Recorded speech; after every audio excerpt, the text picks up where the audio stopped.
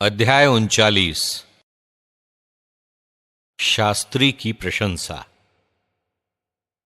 उस व्यक्ति की बात दूसरी है जो पूरा ध्यान लगाकर सर्वोच्च प्रभु की संहिता का मनन करता है, जो प्राचीन काल के प्रज्ञा साहित्य का और नबियों के उद्गारों का अध्ययन करता है। वो विख्यात पुरुषों की उक्तियों को सुरक्षित रखता और दृष्टांतों की गहराई तक पहुंचने का प्रयत्न करता है।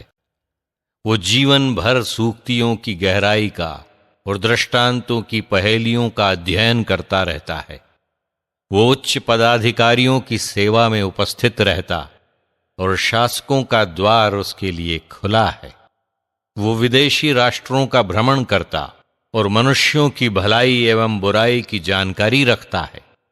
वो बड़े सवेरे अपने सृष्टिकर्ता प्रभु की शरण जाता और सारे हृदय से सर्वोच्च ईश्वर से विनय करता है। वो अपने होठों से प्रार्थना करता और अपने पापों की क्षमा मांगता है। यदि सर्वोच्च प्रभु ऐसा चाहेगा तो उसे बुद्धि का आत्मा प्राप्त होगा। तब वो प्रज्ञापूर्ण सूक्तियां बोलेगा और अपनी प्रार्थना में प्रभु की स्तुति करेगा।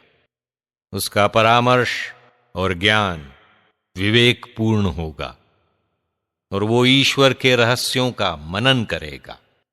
जो शिक्षा उसे प्राप्त हुई वो उसे प्रकट करेगा और ईश्वर के विधान के नियमों पर गर्व करेगा। बहुत से लोग उसकी बुद्धि की प्रशंसा करेंगे और वो कभी नहीं भुलाई जाएगी। उसकी स्मृति नहीं मिटेगी। उसका नाम पीढ़ी दर पीढ़ी बना रहेगा। राष्ट्रों में उसकी प्रज्ञा की चर्चा होगी और सभा में उसकी प्रशंसा की जाएगी। यदि वो बहुत दिनों तक जीवित रहेगा तो उसका नाम हजारों से महान होगा, और यदि उसकी मृत्यु हो जाएगी तो उसे कोई चिंता नहीं होगी। सृष्टिकर्ता की स्तुति। मैं एक बार और अपने विचार प्रकट करूंगा, क्योंकि मैं पूर्णिमा के चंद्रमा की तरह पूर्ण हूं।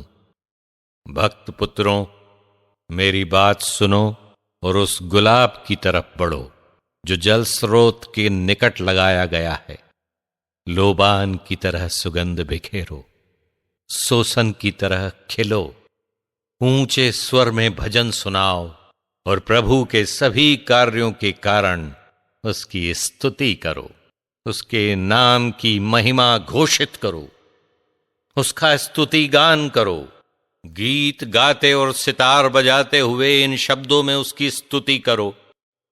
प्रभु के सभी कार्य उत्तम हैं और उसके सभी आदेश अपने समय पर पूर्ण होते हैं। ये मत पूछो ये क्या है, इससे क्या लाभ, क्योंकि अपने समय पर सब कुछ का रहस्य प्रकट हो जाएगा। उसके आदेश पर पानी एकत्र हो गया, उसके शब्द मात्र से महासागर के भंडार भर गए।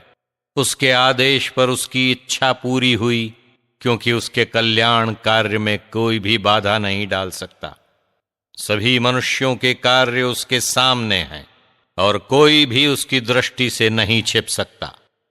वो आदि से काल के अंत तक देखता रहता है। उसकी दृष्टि में कोई बात असाधारण नहीं। ये मत पूछो ये क्या है, इससे क्या लाभ, क्योंकि सब कुछ का अपना अपना प्रयोजन है।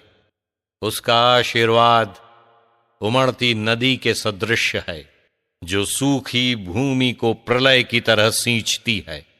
जिन राष्ट्रों ने उसकी खोज नहीं की, उसका क्रोध उनका इस तरह विनाश करेगा जिस तरह उसने पानी को खारा कर दिया।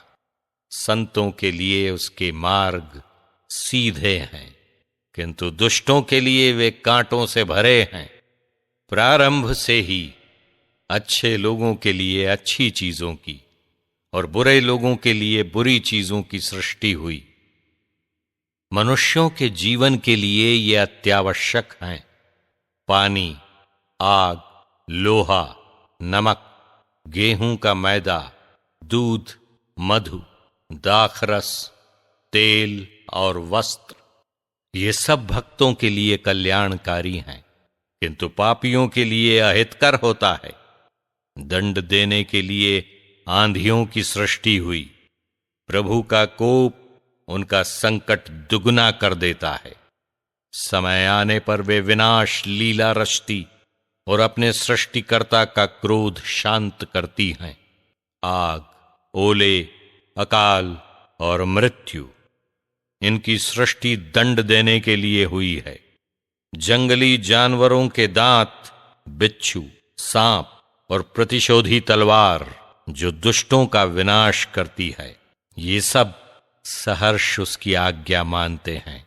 इनकी उस समय के लिए सृष्टि की गई है जब इनकी जरूरत पड़ेगी। समय आने पर ये उसकी आज्ञा का उल्लंघन नहीं करेंगे।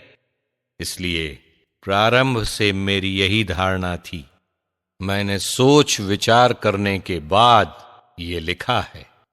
प्रभु के सभी कार्य उत्तम हैं। वो समय पर सब आवश्यकताएं पूरी करता है।